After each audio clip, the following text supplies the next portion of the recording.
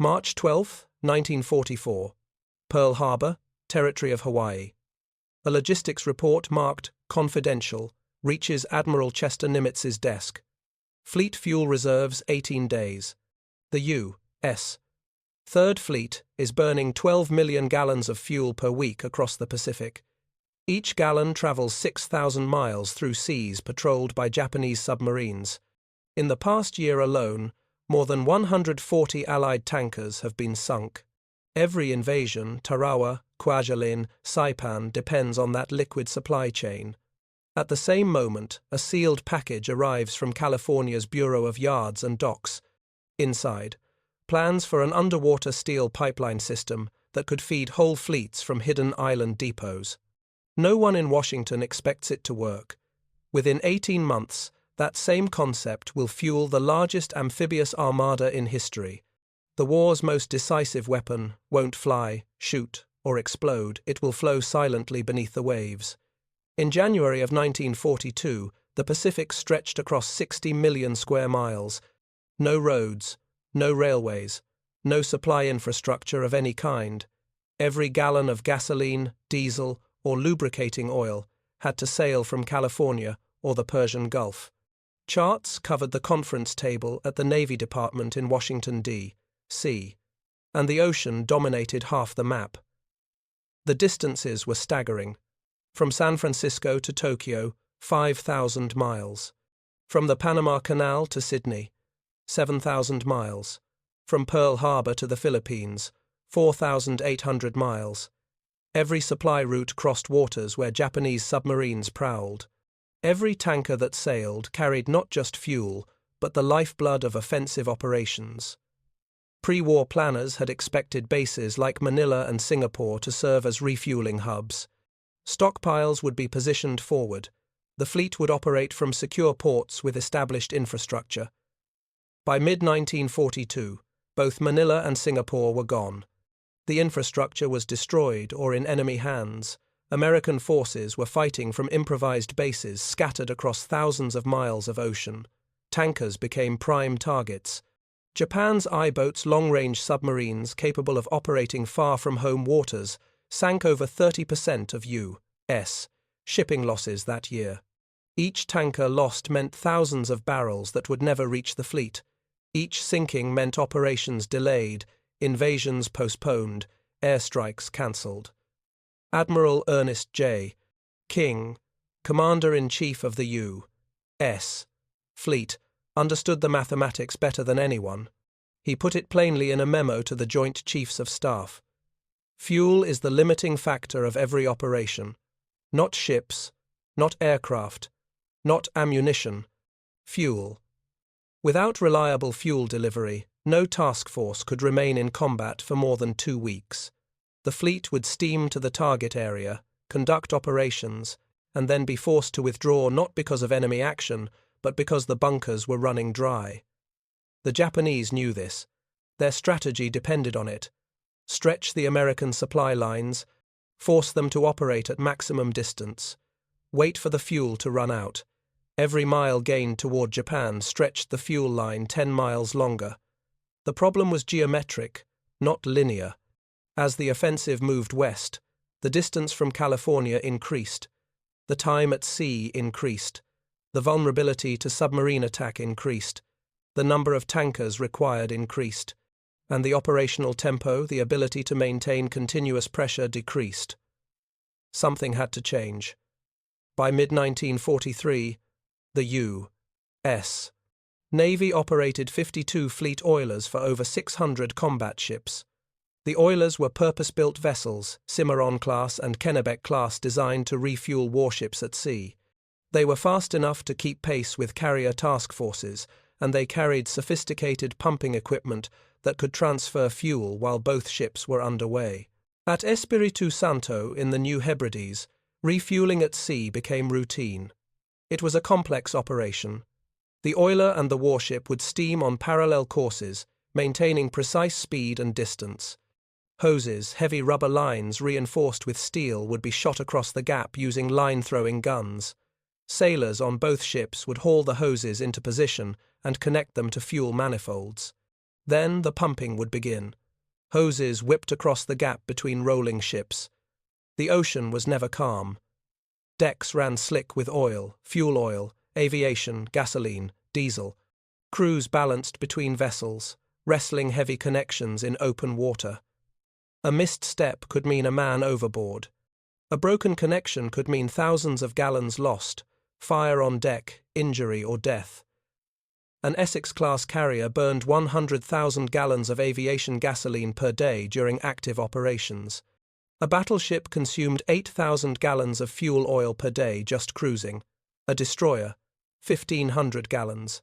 Multiply that across an entire task force, 10 carriers, 6 battleships, 20 cruisers, 60 destroyers, and the numbers became staggering. Commodore W. R. Carter of Service Squadron 8, the unit responsible for fleet logistics, called it plainly in his after-action report. Refueling under fire is our second enemy. The Japanese were the first enemy. The fuel line was the second. The fleet's speed kept increasing. New carriers joined the force every month. New battleships, new cruisers, new destroyers. The industrial output of the United States was overwhelming, but the fuel chain could not keep pace.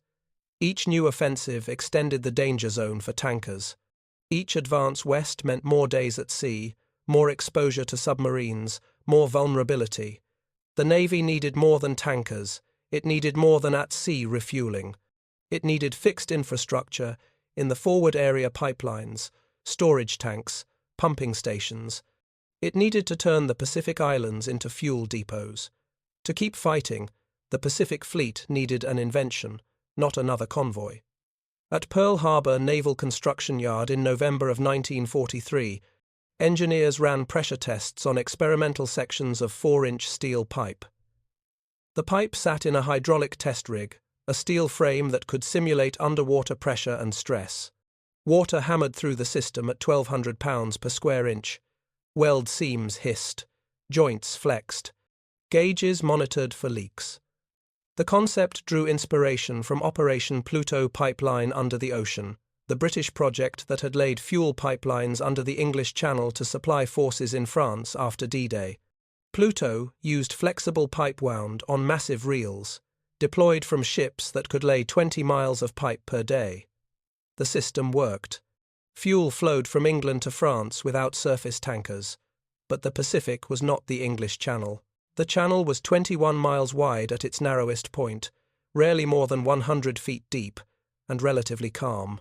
The Pacific spanned thousands of miles, with depths exceeding 15,000 feet in places, and seas that could reach 30-foot waves during typhoon season. Navy engineers were planning something longer, deeper, more ambitious. They needed pipe that could withstand saltwater corrosion for months or years. They needed joints that wouldn't fail under pressure. They needed a system that could be deployed quickly, maintained easily, and expanded as operations moved forward. Captain H. W. Hill from the Bureau of Yards and Docks led the engineering effort.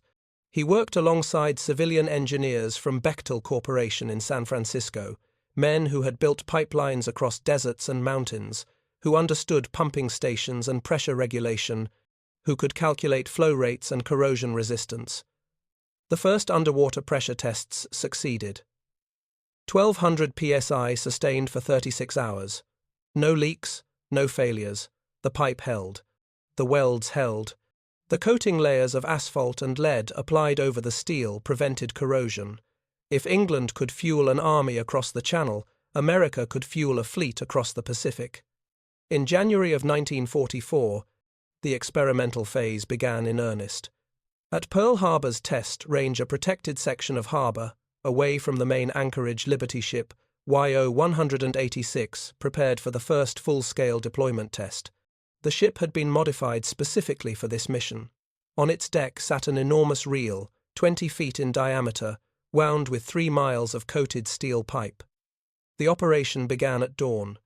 YO-186 steamed slowly through the test area while the reel rotated, unwinding pipe into the water. The pipe sank under its own weight, guided by cables and anchors. Divers descended to secure anchor clamps on the seabed, U-shaped brackets that held the pipe in place against currents and tides. The work was methodical. Position the ship. Release 50 feet of pipe. Stop. Send divers down to secure the section. Move forward. Repeat. It took 6 hours to lay 3 miles of pipe. The specifications were precise. 4-inch continuous weld steel pipe, 1/4-inch wall thickness. Each section was 40 feet long, joined by threaded couplings that were then welded for extra strength. The exterior was coated in multiple layers. First a primer, then asphalt, then lead sheathing, then another layer of asphalt. The coating protected against salt water, marine growth, and electrochemical corrosion. On January 28, 1944, pumping tests began. A portable pump station on shore pushed fuel oil through the submerged line. Pressure, 1,000 pounds per square inch. Flow rate, 1,000 barrels per hour. The line held. No leaks. No pressure drops. No failures. It was the first successful submerged fuel transfer in the Pacific. Bureau of Ships Bulletin No. 32. Published in March of 1944, documented the results and recommended immediate expansion of the program. For the first time, oil flowed through the Pacific floor instead of across it. Between March and June of 1944, California's industrial machine turned its full attention toward the sea. What had been an experimental program became a crash production effort. Civilian and military teams worked in secrecy. The project was classified at the same level as radar and proximity fuses. Steel reels the size of houses spun in dry dock yards at San Francisco, Long Beach, and San Diego. Bechtel Corporation built 12 mobile pumping stations. Each station was a self-contained unit mounted on a steel platform that could be towed by tug and positioned on a beach or pier. The pumps were diesel-powered, capable of pushing 600 gallons per minute at 1,500 psi. Each station included filtration systems to remove seawater and sediment, pressure regulators to prevent pipe rupture, and flow meters to monitor delivery rates. Standard Oil of California provided the welding expertise. The company operated pipe fabrication plants in Richmond and El Segundo, facilities normally used for refinery construction. Those plants now ran 24 hours a day, producing pipeline sections for the Navy. Welders worked in shifts, joining sections with electric arc welding equipment, testing each weld with X-ray inspection and pressure checks. Output: 100 miles of finished pipe per month. Kaiser Shipyards in Richmond produced specialized reel-laying ships. These vessels converted Liberty ships, and LSTs carried enormous reels capable of holding up to 100 miles of coiled pipe. The ships included powered spooling systems, stern deployment ramps, and navigation equipment calibrated for precise course-keeping during deployment. By June, 8 reel-laying ships were operational. The project fell under the classification Special Naval Construction Fuel Transport. The budget was $12 million in 1944 dollars equivalent to roughly $180 million in modern terms. For comparison, a single Essex-class carrier cost $78 million. The pipeline program cost less than one carrier, but would enable the operation of dozens. A Navy Bureau of Ships memo from April of 1944 captured the urgency. Speed is life, corrosion is death. Speed in deployment meant operations could begin sooner. Corrosion resistance meant the system would last long enough to matter. California's steel mills became the Pacific's arteries. In September of 1944, advance units of Naval Construction Battalions, the Seabees, arrived at Ulithi Atoll in the Caroline Islands. Ulithi was barely known before the war. It appeared on few maps. The atoll consisted of 40 small islands arranged in a rough circle around a lagoon 20 miles long and 10 miles wide. The lagoon was deep up to 100 feet in most areas and sheltered from the open ocean by a coral reef. The islands themselves were unremarkable. Palm trees, coral sand, no fresh water, no infrastructure. But the lagoon was perfect. It could anchor 700 ships simultaneously. It was positioned less than 1,200 miles from the Philippines, 800 miles from Okinawa, 1,500 miles from Japan itself, and it was out of range of Japanese land-based aircraft. The Seabees went to work. They dredged channels through the coral reef to create safe passage for deep-draft ships. They built piers from coral fill and steel pilings. They installed floating fuel bladders, enormous rubber tanks, each holding 10,000 barrels, that could be positioned anywhere in the lagoon and connected by flexible hose. They built pipeline junctions beneath the water's surface, concrete and steel manifolds, where multiple pipeline sections could be connected, allowing fuel to flow from storage to ships to shore installations. By October, Ulithi could store 250,000 barrels per day. By December, capacity reached 500,000 barrels. Tankers would arrive from California or Borneo, pump their cargo into the bladders and storage tanks, then return for another load. The fleet would refuel from the stored fuel, never depending on just-in-time delivery from vulnerable tankers.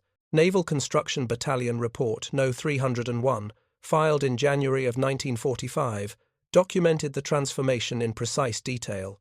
The report included maps, photographs, engineering diagrams, and daily logs.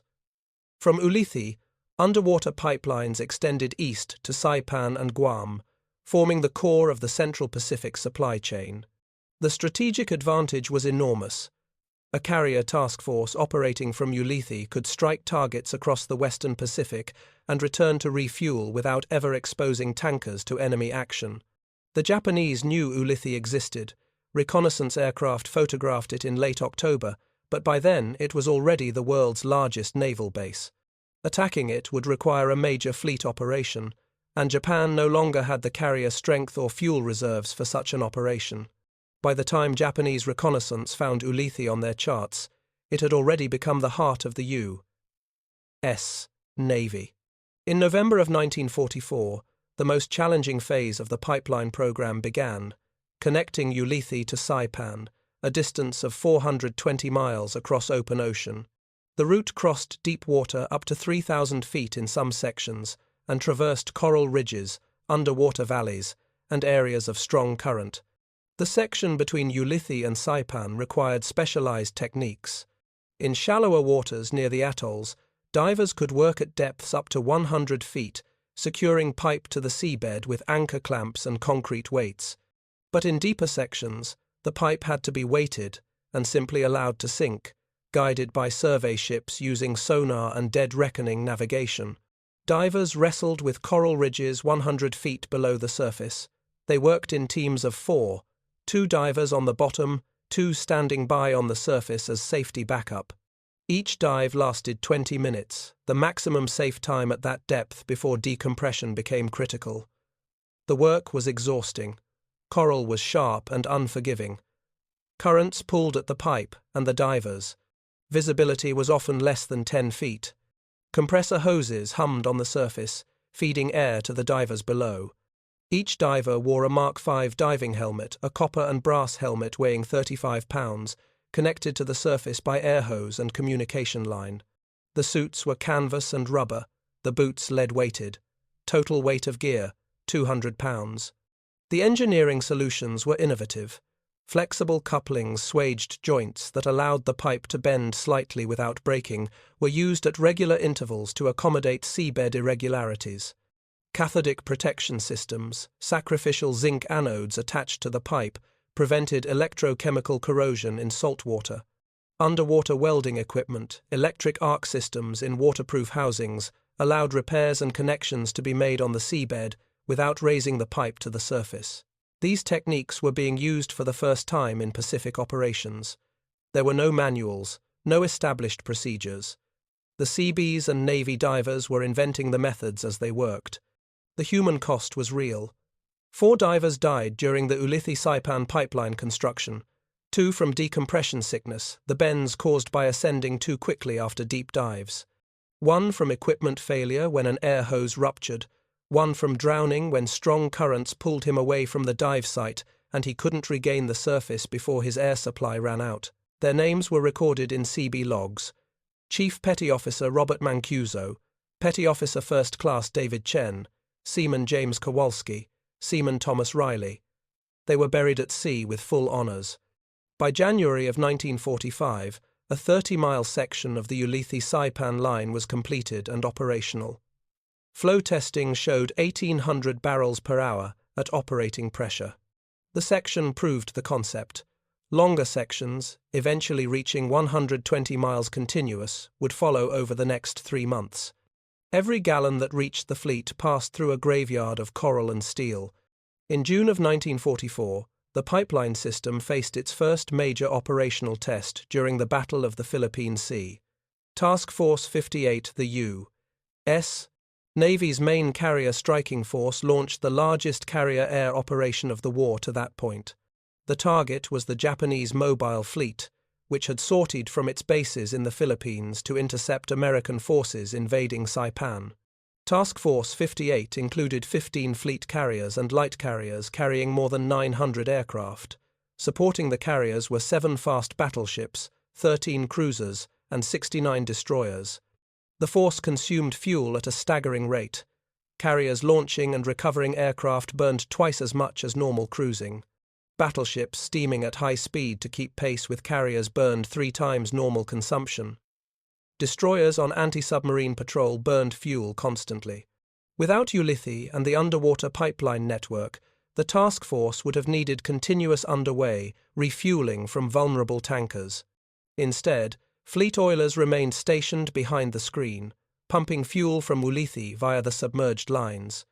The oilers became floating distribution points rather than vulnerable supply ships. Task Force 58 launched hundreds of Hellcats F-6F carrier fighters and Avengers TBF torpedo bombers in waves throughout June 19th and 20th. The air battles became known as the Great Marianas Turkey Shoot because of the lopsided kill ratios. American pilots, flying superior aircraft with better training and unlimited fuel, devastated the Japanese carrier air groups. The numbers told the story. 11,000 sorties flown in 58 days of continuous operations. Japan lost 476 carrier aircraft, roughly 75% of their embarked air strength. 3 Japanese carriers were sunk. The U.S. lost 123 aircraft, mostly to operational accidents rather than enemy action. Fleet operation reports from June of 1944 confirmed what the pipeline made possible: sustained air dominance. Without the Ulithi-Saipan refueling infrastructure, Task Force 58 would have been forced to withdraw after 2 weeks to replenish fuel. The Japanese knew this. Their plan depended on it. They expected the American task force to operate for 14 days, then retire east. Instead, the Americans stayed for 2 months. The analysis was clear. Without Ulithi-Saipan refueling, sustained air dominance would have been impossible.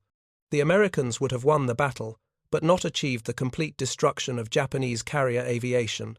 Japan would have retained enough strength to contest future operations. Instead, Japan lost its air force. America gained unlimited range.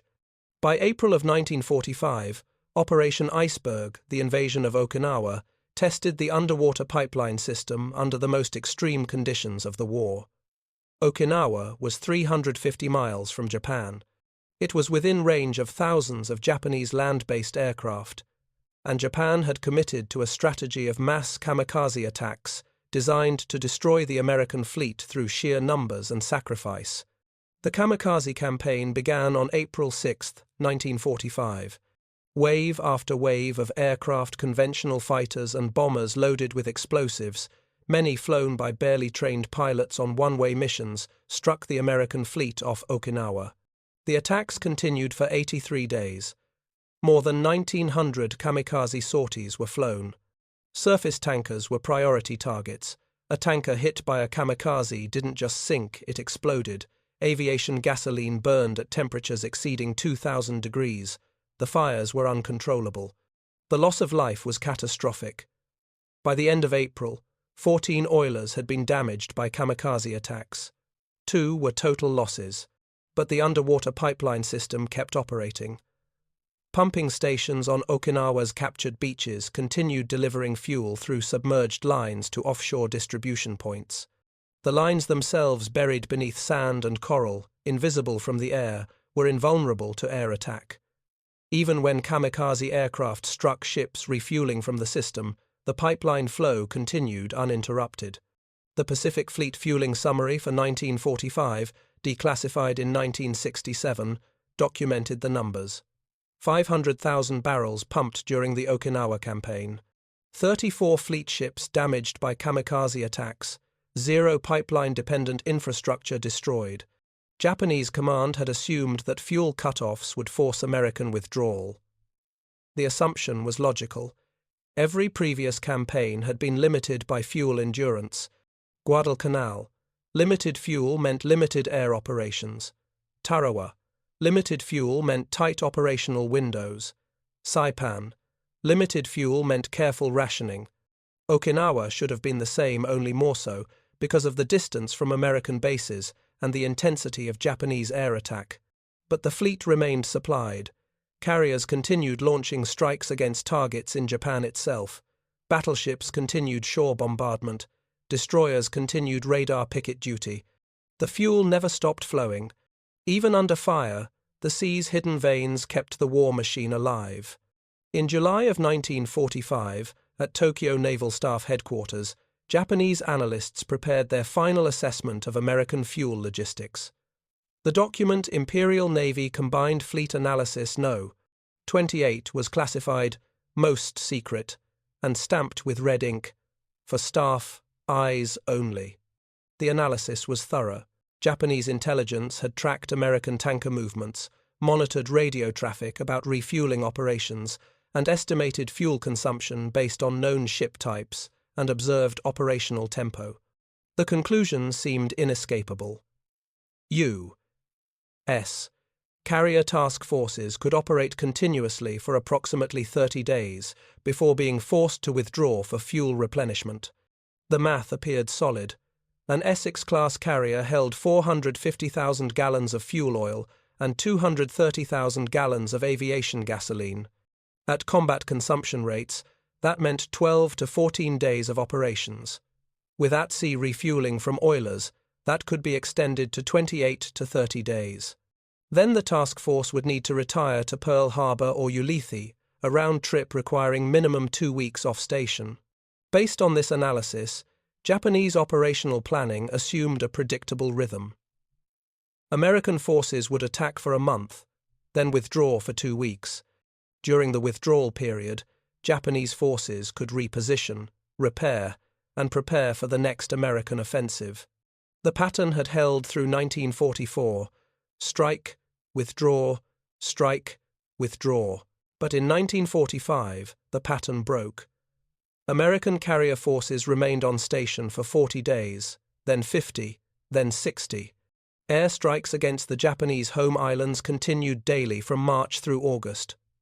There was no withdrawal, no rest period, no predictable rhythm.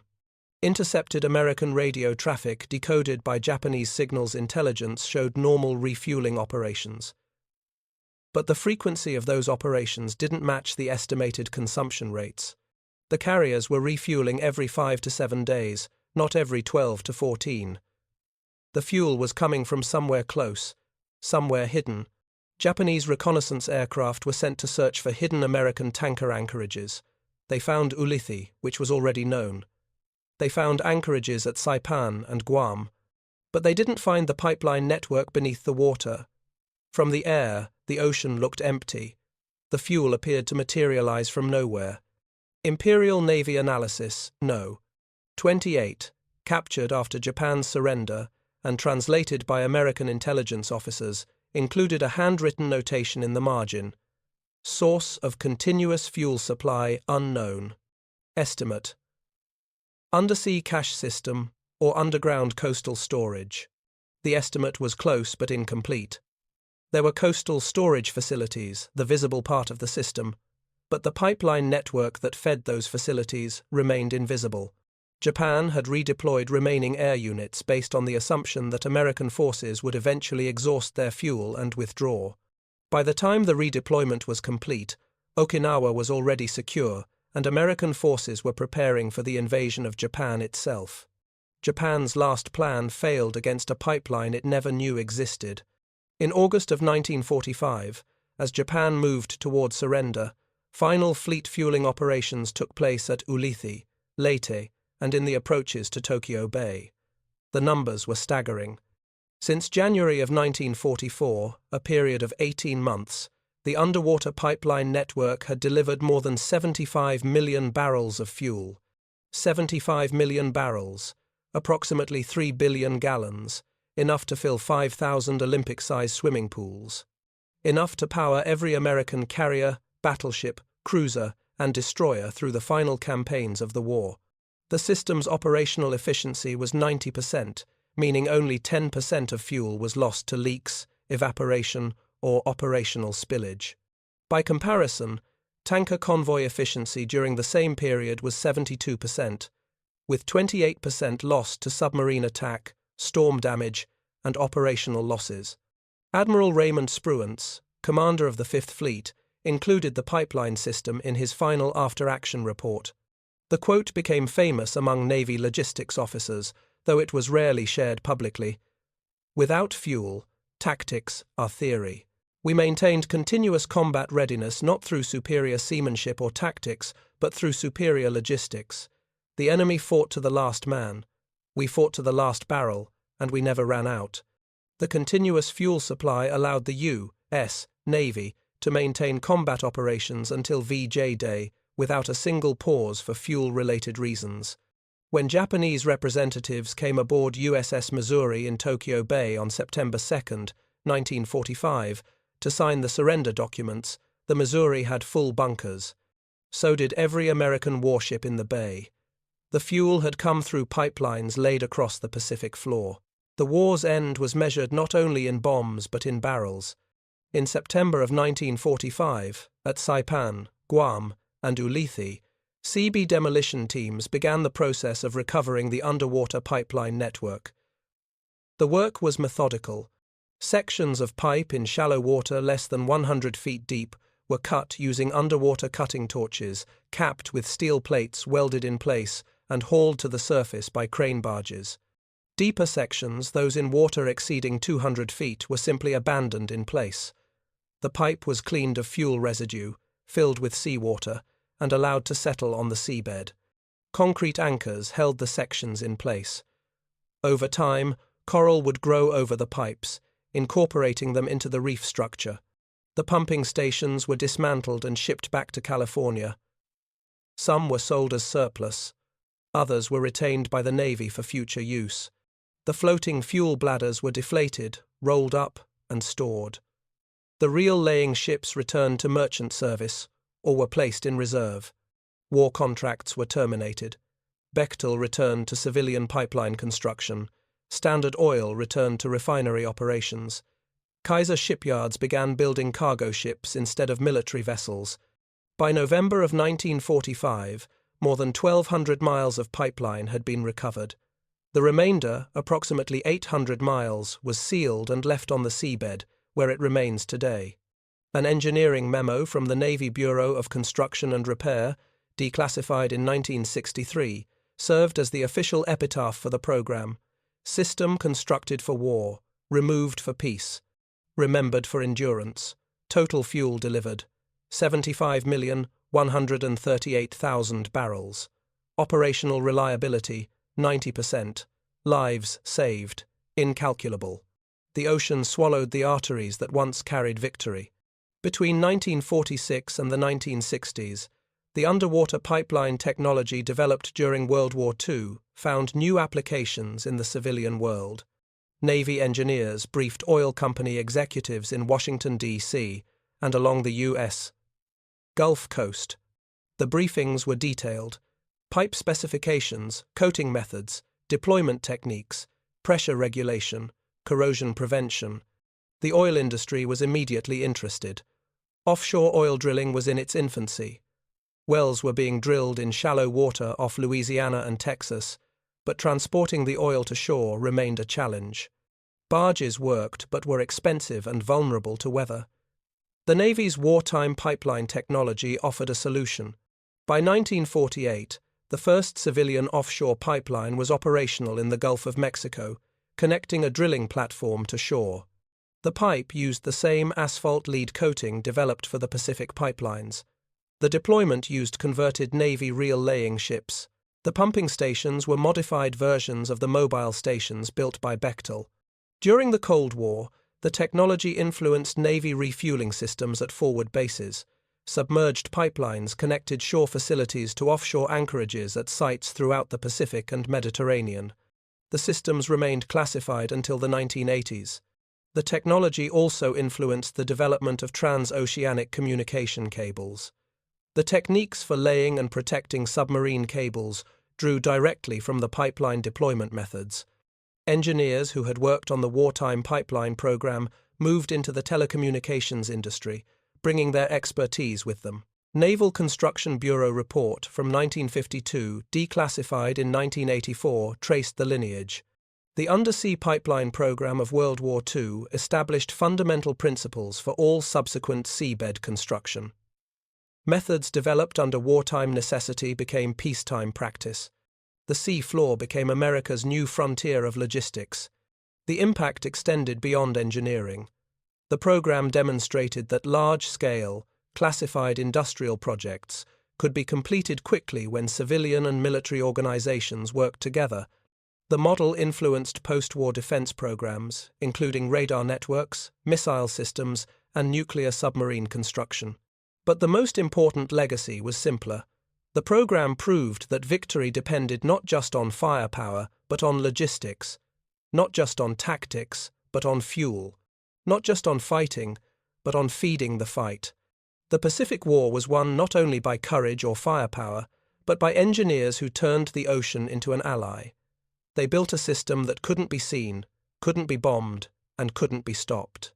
They laid steel across the seabed and taught oil to flow where ships couldn't safely sail. While the world remembers Hiroshima and Nagasaki, the aircraft carriers and battleships, the Marines on beaches and pilots in cockpits, history's quiet victory flowed beneath the waves, invisible, relentless, and decisive. The fuel line that won the Pacific has been gone for 80 years. The pipes are coral-covered now, buried under sand and silt, slowly rusting in the dark water. But the principle remains: wars are won by the side that can keep fighting, and you can't keep fighting without fuel. If you value fact-based military history built from verified archives, consider supporting this work. Your engagement helps preserve stories of the engineers, builders, and sailors whose work shaped the outcome of war. These stories matter not because they glorify conflict, but because they remember the truth. The fuel line under the Pacific was real. The engineers who built it were real. The 75 million barrels that flowed through it were real. And the victory it made possible was real. This is history. Not legend, not myth. History. What is your perspective on this part of history? Share your thoughts in the comments, because every memory and reflection helps keep the past alive.